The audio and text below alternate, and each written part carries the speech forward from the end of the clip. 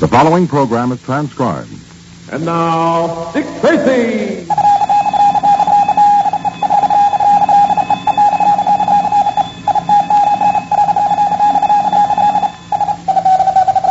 This is Dick Tracy on the case of the Big Black Box. Stand by for action. Let's go, men.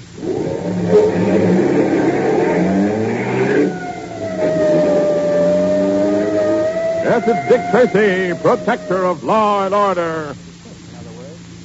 Tracy fans, long ago, when there were no big cities as we know them today, New Year's Eve was celebrated by dancing in the streets, singing, the ringing of church bells, and lots of merriment. Many people welcomed in the new year in their homes. Well, the custom hasn't changed very much. Nowadays, there are usually one of two ways that people celebrate ushering in another year. Folks attend watch night services in churches all over the country. Other people celebrate with carnivals in the main section of town, or they have gay parties in their homes or in hotels and restaurants. Here in New York City, both these ways are celebrated on a big scale. There are famous, impressive services uptown at Riverside Church, which end with the carillon ringing in the new year. But in glamorous Times Square, hundreds of thousands of people throng up and down Broadway with noisemakers of every description. A few minutes before midnight, there's a stillness on the Great White Way as chimes ring out to Auld Lang Syne, Old Folks at Home, and other favorites until midnight. And then the noise breaks out all over again, greater than before. For Tracy fans, tomorrow starts another year. Let's all try to make it a happy one. And now, Dick Tracy. On the train that was speeding them toward a 3-week vacation, Tracy and Patton met a fabulous character named Oompa Papa the Great. Oompa professed an ability to cure any illness. And from a desire to learn more of his activities, Tracy persuaded Patton to acquire a sudden and unknown malady.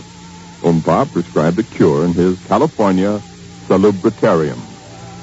As yesterday's episode ended, Dick and Pat discovered that they'd been locked in their room in the salubritarium. Tracy, the more I hang around with you, the more I regret it. Don't be bitter, Patrick. Will you give me one concrete reason why I shouldn't be? Well, pretty soon it'll be New Year's Eve. You say that as if I was supposed to be happy at the prospect of greeting 1948 from a couple of rooms in an isolated mansion on top of a mountain in Southern California, in the rain. Well, aren't you? It's beneath my dignity to answer that. I'm anxious to see Oompa Papa the Great. Oh, yeah, he's a lot of laughs. He comes in here, I'm going to blast him. No, you're not, Pat. You're going to be Pat Paragon, who's very sick and hoping that the Oompa can cure him. Oh, Dick, listen, let's knock off this masquerade. Not until we've solved the Oompa's racket. All right, I'm getting weaker and weaker and weaker. And this time I'm not kidding, I'm starving to death. Well, Rusty Blade, the butler, said he was going to send us some food. Sure, he also said he was going to hang up our clothes. So what did he do? Swipe our guns and lock us in here. Now, look here, Pat. Calm down for a minute and be practical. Oompa Papa the Great... Hey, Tracy, do you believe that name? Will you listen? Oompa, as I was saying, must be in this racket to make money. He thinks you're a rich man, and he also thinks he's convinced you that you're sick. It's to his advantage to keep you happy and keep you duped. In a little while, he'll be along with some golden words and some food. Oh, keep talking, Richard. I feel better already. And what's more, the food should be good. Something he'd eat himself, like unsalted crackers and distilled water. Oh, you black-hearted mistake for an officer of the law. I believe you joined forces with the Oompa to drive me crazy. Honestly, I haven't, Pat. Then why am I the poor guy? Why do I have to pretend to be sick? Because you're such a good actor. Well, of course, you have a point there. The whole success of trapping this fellow devolves on you. Hey, but wait a minute. Supposing this guy isn't just in it for money. Supposing he's nuttier than the Waldorf salad. What then? Well, then we'll just have to shoot it off the cuff. Yeah, the only shooting we'll do will be with our cuffs. He's got our guns. And while you're playing with your cuffs, I'm likely to be taking the Oompa's treatment and that electronic gizmo he's talking about. Oh, you mean the electronic thermodynamator and cosmic health dispenser? Yeah, that's it. Yeah, that's the thing that he sells. That's his racket. I'm anxious to see how it works. Well, I'm not. It'll be lots of fun, won't it, to see me sitting in the thing and Oompa Papa the Schmapa hooting and hollering around and pulling switches while my knees are slapping together and My hair is pointing north to the magnetic pole, and lightning shoots out of my ears. It'll be magnificent, Pat. Well, I wish you'd get some other guinea pig to try it on. Now, Pat, you'll feel better after you've had your crackers. Oh! And in another part of the Salubritarium, we find Oompa Papa the Great and his remarkable butler, Rusty Blade. Well, how long you going to keep him sweating, Oompa Papa the Great? You have a rare gift for objectionable language. Thanks. And that's the perfect answer to my question, I suppose. I shall graciously bestow my presence on the Messrs. Richard Tracer and Pat Paragon in a few moments. If they worry a bit now, the greater their relief when they see me. Yeah, sounds smart enough to me. I wish you to have food sent to them right away. Okay, what do we give them? Wage box? Not tonight. Give them a real meal. It will put them in a more receptive mood to part with their money. Well, are these guys loaded? Of course. I wouldn't have lured them here to the Salubritarium if they weren't. If things go as I plan, I expect to separate them from about 10,000 in the next couple of days. Good. Of course. 10,000 is cheap enough for a person to pay to regain his health. Is that Irish one really sick? I have persuaded him that he is. I've played enough suckers to know the words they want to hear. Yeah, I know. Oompa Papa the Great knows everything. Oh, forgive me. Every once in a while I forget. Yes, you do. What's that? Search me. Who's guarding the gate? Fritz. If someone has broken in, I'll have Fritz flayed alive. Quick, hide behind that curtain. We'll see who comes. If I signal you, grab him. I got you. Who's there? It's me, Harris. Oompa Papa the fake. Mr. Harris. What is the meaning of this intrusion? I just thought I'd drop in to see you.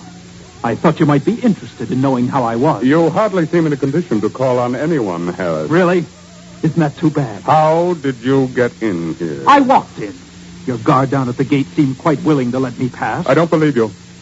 Anyway, I shall have him investigated. Yes, why don't you do that, Oompa? Harris, I actually think you are ill.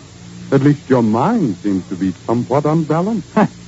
That's always possible, Oompa. I am called Oompa Papa the Great. I do not tolerate contractions. That's a great pity, because you may have to listen to some this evening. I think you'd better go. I'll go when I'm ready. And I'm not ready. I have a few things to say to you first. Either leave or I'll have you thrown out. I don't think you will. I refuse to debate the point. You'll find out soon enough. I'm sure you'll excuse me now. I have much to do. Stay where you are, Oompa. I'm in no mood to humor you. Oh, so now we are going to play with guns, are we, Mr. Harris? Yes, we are. And I'm an excellent shot. That's very possible, but why do you want to make me a subject for your skill? Just possibly because you deserve it. You are a fool. Put your gun away and get out of here. I'm going to make a call to the Los Angeles General Hospital in a little while. And I may or may not have to use my gun on you, depending on the answer I You're get. talking in riddles. As I said before, I think your mind is deranged. Yeah. You'll think differently when I tell you that my wife is a patient at the hospital. Oh, so that's it. Yes, that's it. Your wife's sickness has nothing to do with me. On the contrary, it has everything to do with you. Huh? Right now, she is dangerously, probably fatally ill. The doctors say that if she'd come to them several months ago, there'd be no question but that she'd be well. Ridiculous. But she didn't go to a doctor. You got to her instead and talked that phony line of yours. And heaven knows you're excellent enough. Your wife probably didn't follow my advice. She followed it all right. That's why she may be dying now. That's a lot of nonsense. There's one other little item. My wife is a charity patient at the hospital because my life savings went to buy that electronic gadget of yours. I told her not to get the thing, but you had her so duped that she thought it would cure anything. I have never made such claims for the electronic thermodynamator, nor have I ever attempted to diagnose a disease or prescribe for one. Just remember that. Oh, I know. You're very careful not to break any laws. Of course. And that's why I'm out here with this gun. I'm going to break a law. The one about murder. If my wife dies. You rattle like an hysterical old woman. I'm bored with it. Don't move! I have no intention of moving. But it's time Rusty Blade did. I think so, too. Thank you, Rusty. Take the gun out of the way. He's trying to reach it. Everything's under control, Papa. Don't make a move, Harris, or I'll slice you like a salami. They don't call me Rusty Blade just because of me hair. Well, this makes my record for failure 100% perfect. I'm going up to the West Wing to see our guests. More suckers on the hook, eh? Rusty, you will come up as soon as you can and bring their dinner. The chef will have it hot in the oven. What'll I do with Harris here? Take him outside and push him down the mountain. Oh, great heavens, no. I can't afford to let him loose now. He can't touch me legally, but he can make a lot of unpleasant publicity. We'll keep him until tomorrow anyway. Maybe forever. Give him the bridal suite, the one with bars. I dig you, Master Papa.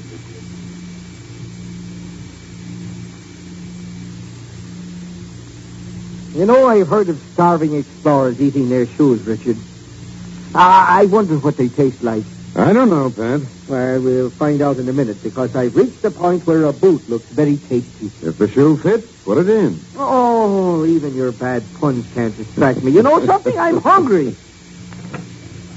Whoever that is, I'm going to eat them. Good evening, gentlemen. Welcome to the Salutatorium. Greetings, Papa the Great. And how are you feeling, Mr. Paragon? Me? Oh, I'm getting weaker and weaker. We greatly Well, appreciate your hospitality, but the truth of the matter is that, well, neither of us had a chance to eat before we came up here, and we're both quite hungry. Well, I had anticipated that, and I have ordered an excellent dinner for you. Dinner? Well, you wonderful, wonderful man. Of course. Oh, look, it isn't going to be just crackers, is it?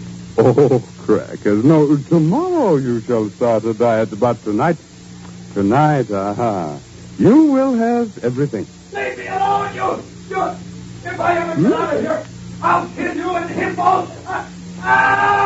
Good heaven, what was that? Did you hear that? What was that? Just a dramatic record that I was playing for some guests. Oh. Yes.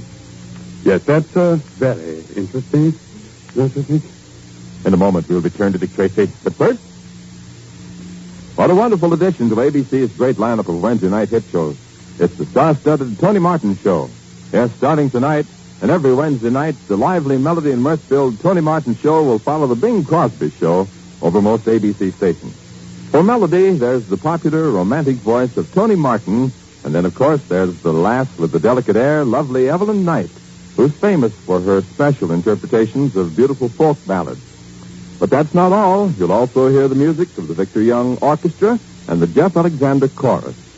In the Tony Martin Show's last department, I think you'll roar over the hilarious antics of comedian Alan Young, who specializes in getting into riotous predicaments that would have anybody but Alan at his wit's end. But when you hear him, you'll agree that there's no end to Alan's wit. Well, here's a program that you're sure to enjoy, the Tony Martin Show. The Tony Martin Show features Alan Young with Evelyn Knight, the Victor Young Orchestra, the Jeff Alexander Chorus, and Jimmy Wallington. So be on hand when it's on the air on most ABC stations tonight at 10:30 in the East and 9:30 elsewhere. And now back to Dick Tracy. You see, Mr. Harris, it don't do no good to go yelling around. I get so excited that I beat you up. First my wife, and now myself. Harris is not the only unfortunate to have been caught in the umpire's grasp. And what of Dick and Pat? What can they do? Better be sure to tune in tomorrow for The Adventures of Dick Tracy, produced by Charles Powers. And this is George Gunn speaking. One farewell that won't be sad will be ABC's farewell to 1947, especially tonight's great Bing Crosby New Year's Eve show. Bing's welcoming two guest stars to help him celebrate, comedian Danny Thomas and Rudolph Schmohopper.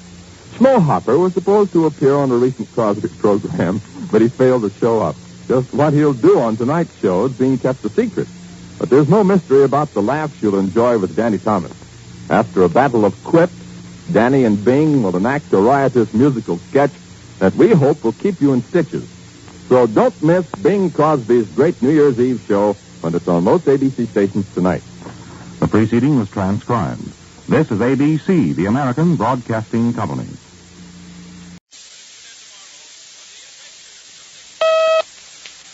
And now, Dick Tracy.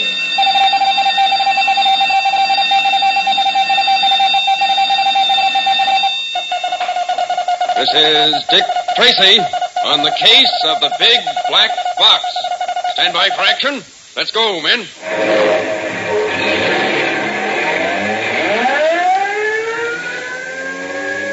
Yes, it's Dick Tracy, protector of law and order. Today is the anniversary of an event that took place in the life of Andrew Jackson, whose father died before Andrew was born. When Jackson was still a small boy, his mother died, and to top off his misfortunes, his two brothers were killed in war. And yet, this man who started life alone in the world became later the 7th president of the United States. The event that meant so much to Jackson's career was a battle fought after the end of a war, the War of 1812. In those days, there was no fast means of communication, no telephone, telegraph, or radio, of course. So people in America didn't know that peace had been signed in Europe until long afterward. But about the time of the signing of the treaty, 7,000 British soldiers landed near New Orleans, and General Jackson, known as Old Hickory, attacked them but was driven back. He had his men set up fortifications. On January 8, 1814, 134 years ago today, the British assaulted the American position. But within a half hour, they lost 2,000 men and were thrown back. This amazing victory made Andrew Jackson a national hero, and it laid the foundation for political strength, which later made Jackson president. And now, Dick Tracy. Yesterday, Dick Tracy and Pat Patton, under the assumed names of Dick Tracer and Pat Paragon, began in earnest their investigation of Oompa Papa's activities. With an armed guard outside their door, they chose the window as a means of exit. Using bed sheets for ropes, they entered a room some 30 feet below, which turned out to be Oompa Papa's study. And as yesterday's episode ended, they could hear ominous footsteps slowly approaching the tapestry-laden room. Are you set behind the desk, Pat? Yeah. If he comes in, make a disturbance to attract his attention, but don't be seen. I'll nail him from behind the door. Roger. What art thou that usurpest this time of night, together with that fair and warlike form? Hey, you get off now. The majesty of Hey, shut up, Pat. Oh, hey, wasn't that magnificent, Dick? And all in one breath, too. I didn't know you were a Shakespearean scholar, Pat. Oh, I'm real deep, kid, real deep. Say, you certainly cooled this character, whoever he is. Did you hurt your hand? Nope. We've got to move fast now, Pat. This fellow ought to be out for a couple of minutes. We've got to go through this desk. Well, you take the desk, Dick, while I give Cutie Pie here a quick frisk. Okay. Aha, an automatic. Shall we keep saying? By all means. Yeah, that's how I feel about it. Find anything in that desk, Dick? No. Oompa Papa seems to be a cagey boy. He doesn't leave things lying around. Well, they've done well enough to get the newspaper telling us about their attempt to murder John Harris. Now all we have to do is to find out who in this macabre household is responsible. Oh, I'll have the data for you in no time. Hey, he's coming around. No, Pat. Shall I sap him again, do you think? No, it might cause a serious injury. We don't want to be responsible for that. Yeah, but he's a thug. And he'll be arrested with the rest of this gang when we get the evidence we need.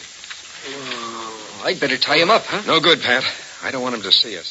For us to get anywhere at all, we've got to hope that Oompa Papa doesn't learn that we got out of our rooms. Yeah, I see what you mean. I'll just take this newspaper along. Right. I want to read the Harris story right through. Let's go, Pat. Lights out. And we'll close the door. Shall I recite some more Shakespeare? Get moving, you lug. Well, where to now? Back to the room that we broke into. Or should I say that you broke into. Then we shinny up the sheet and we're there. Oh, you make it sound so simple. Why don't we forget about that sheet and the 1,000-foot drop under it and go in the front way? We could slug the guard at our door and walk in like we own the joint. Yeah, with half a dozen Tommy gun slugs in us. And Oompa Papa finding out just what we've been up to. Now we turn down this corridor. Ah, you're a great man. How you can remember anything about this crazy house beats me. Oompa Papa, impatient when Mike didn't return with his newspaper, is now on his way with the bodyguard Rusty Blade to the study that Dick and Pat have just vacated. Apparently, I am about to witness the complete disintegration of my entire empire. I suppose I have no one but myself to blame. If I insist upon surrounding myself with submorons, I should expect them to bungle even the simplest tasks. Oh, hey, Oompa Papa.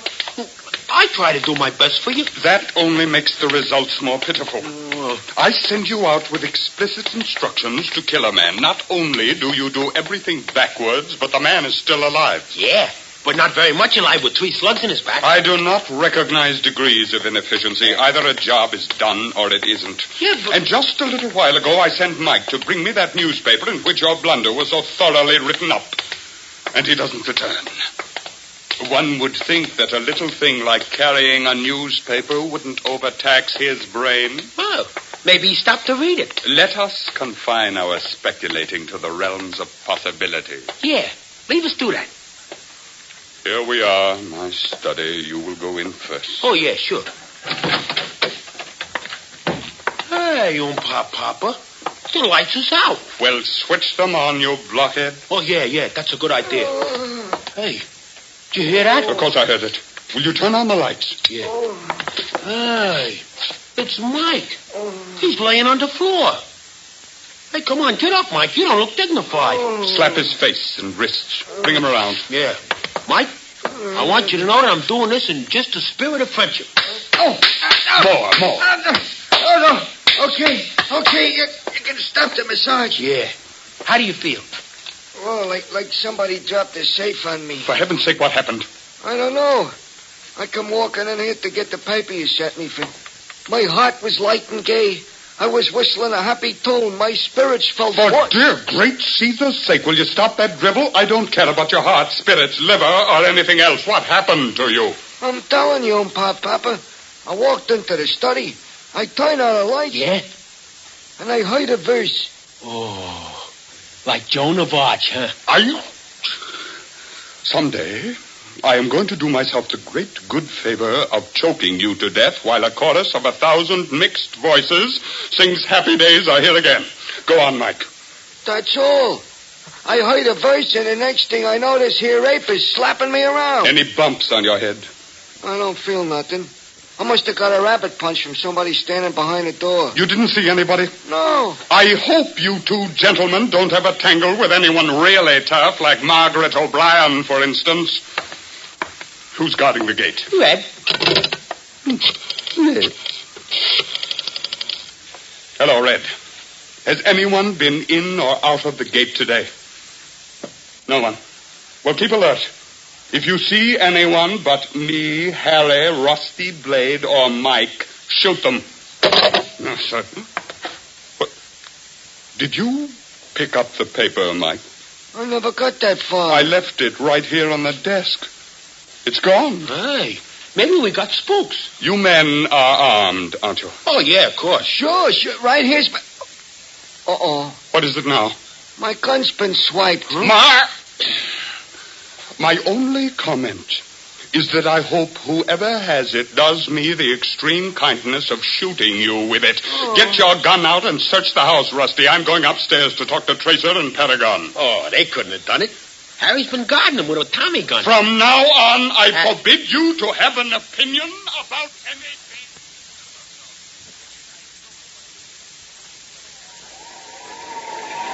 You want to go up the sheet first, or shall I, Dick? I'll go, Pat. When you get to our window, swing the sheet back to me. Anything to keep you happy, son. All right, here goes. Boy, this is slippery. Have to be careful. I guess I can make Okay, it. Dick? Yeah, I'm okay, but when you come, watch the grip. It's slippery wet. Right. Okay, Pat. I'll swing the sheet over to you. Ready? Right. Here she comes. I got it. That's it. All right, now. I'm coming. All right, hurry it up, Pat. Oh, you're right. It sure is slippery, all right. Almost there now. Who's that? Oh, great. That was the sacred 9 knocks of Oompa Papa. Get in here quick, Pat. Shut the window. Oh. Sit fast, Dick. We can't let him see us soaking wet. No, I'll strip and put my robe on. Uh-huh. Would you mind coming back? It is I, Papa the Great. I would talk with you. Just a minute, Papa. Pat, get in there and turn the shower on. Okay. Come in, Papa. Well, thank you very much. But you're dripping wet. Well, that's why I asked you to wait. I was in the shower when you knocked. I had to get my robe. Why so out of breath? Well, I was doing my setting up exercises. Oh, yes, of course. I see you. You were doing what? Oh, there's Pat taking his shower. Well, I trust that he doesn't do setting up exercises, too. Oh, no. He's in too weak a condition for that. Yes, well, tomorrow he will be strong, for I shall place him in my electronic dynaminator. And I believe... I gotta see you, Papa. I have told you never to interrupt me. Yeah, but look, this ain't gonna wait. Now, look, just for this once, take my word and come with me. Come. I shall return, Mr. Tracer, when I see what this...